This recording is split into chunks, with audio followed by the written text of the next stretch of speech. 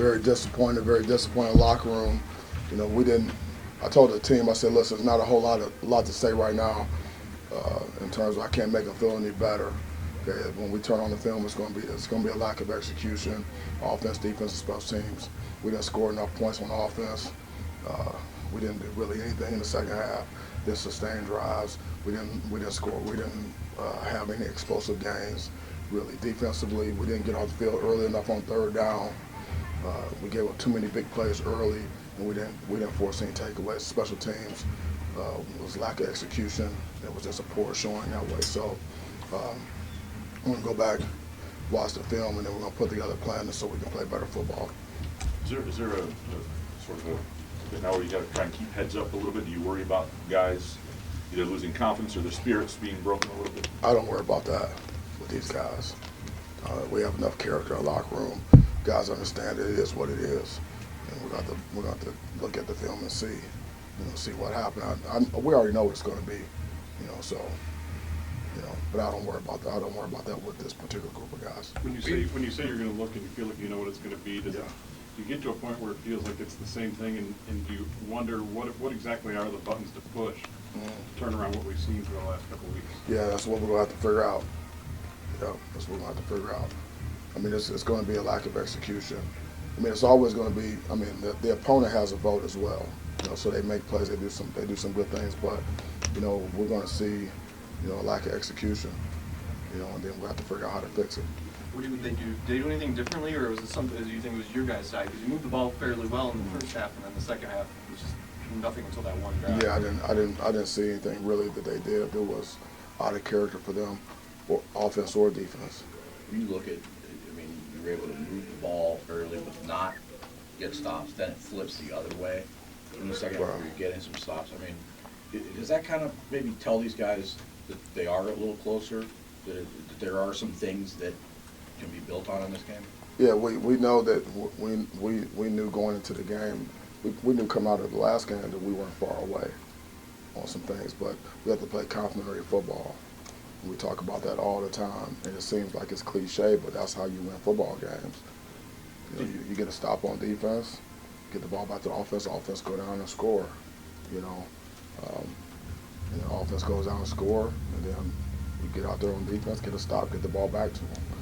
We didn't do that. When we're stopping them, okay, then we're not moving the ball.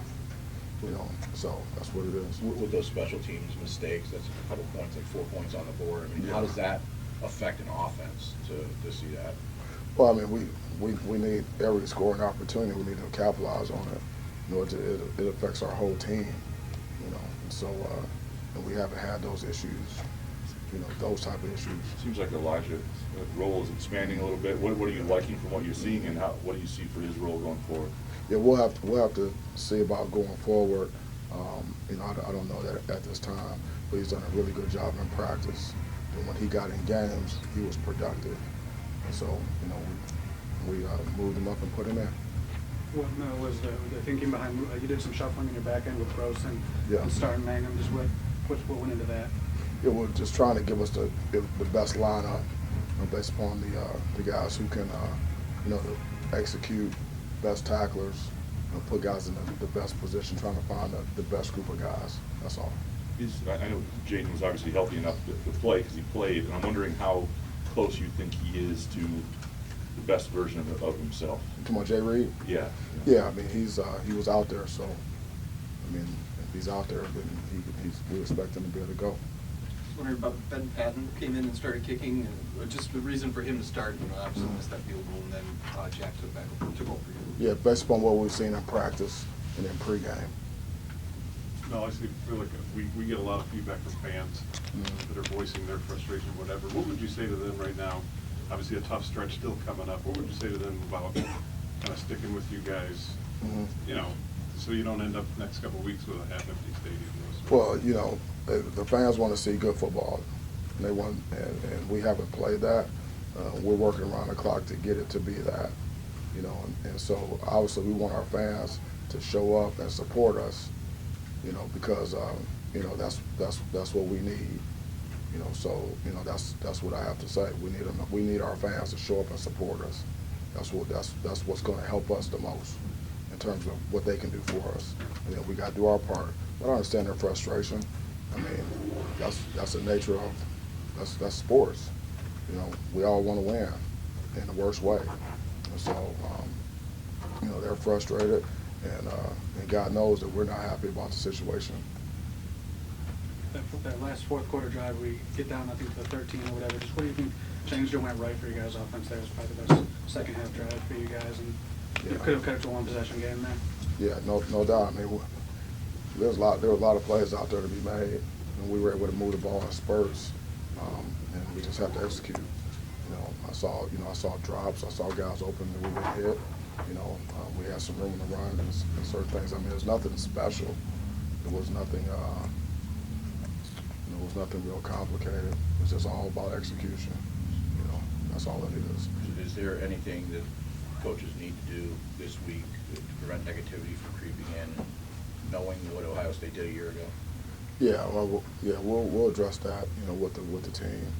You know, right now, you know, we gotta get out of here, get back. We gotta watch the film, and then you know we'll handle our guys. You know, internally, things like that. But you know, it's all about character.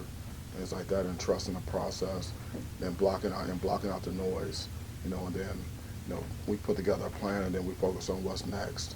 We would learn from what happened, okay, and then we gotta get to neutral, and then we gotta move forward, you know. And so there's gonna be a certain amount of noise and things like that, but we have to block that out and focus on the task at hand.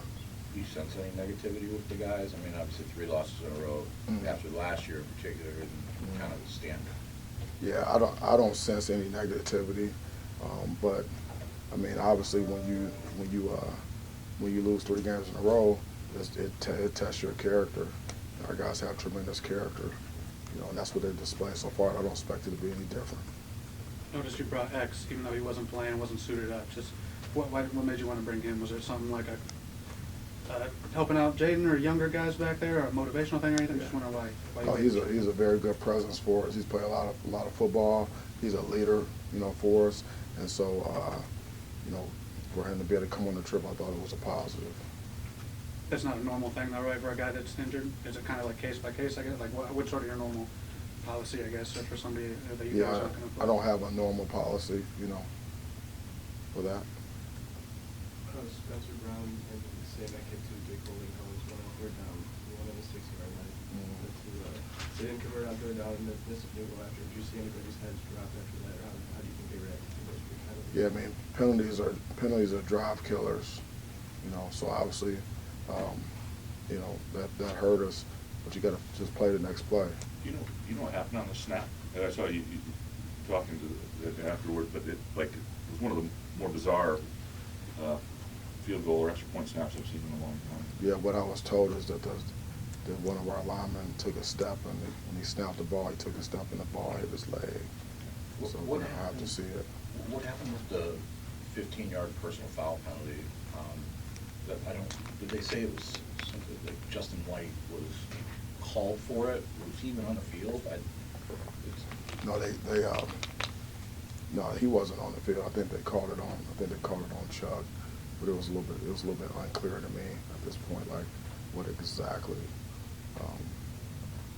But they said it was like an illegal chop. And they told me you're not allowed to, on defense, you're not allowed to go and chop someone.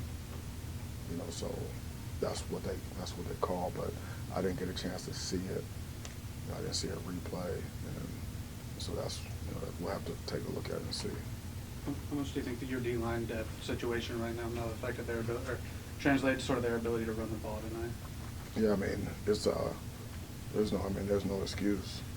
You know, so obviously we're banged up in a lot of areas on defense, but I mean, there's no excuse for not being able to stop them.